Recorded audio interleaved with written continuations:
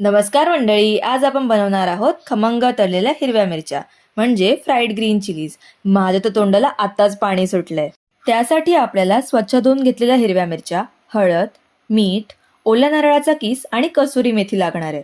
सर्वप्रथम आपण ओलं खोबरं, मीठ, हळद आणि कसुरी मेथी सगळं एकत्र मिक्स करून घेतलं. मिक्स केल्यावर हे मिश्रण असं दिसेल. आता आपण या मिरच्या मधोमध चिरून त्यातल्या बिया काढून टाकल्या. बिया काढल्यामुळे त्यात सारण व्यवस्थित भरलं जाईल. हे सारण तळल्यानंतर चवीला खूप छान लागतं.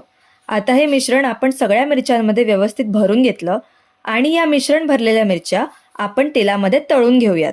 तेल गरम झाल्यावर या मिरच्या आपण तळून घेतल्या आणि तळताना त्यावर झाकण ठेवले म्हणजे तेल उडणार नाही.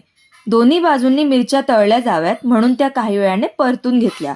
मिरच्या अजून रुचकर होण्यासाठी त्यावर लिंबू पिळून घेतला आणि अशा प्रकारे तळलेल्या मिरच्या तयार झाल्यात. तुम्ही नक्की ट्राय करून बघा आणि तुम्हाला ही रेसिपी कशी वाटली हे आम्हाला कॉमेंट सेक्शनमध्ये नक्की सांगा.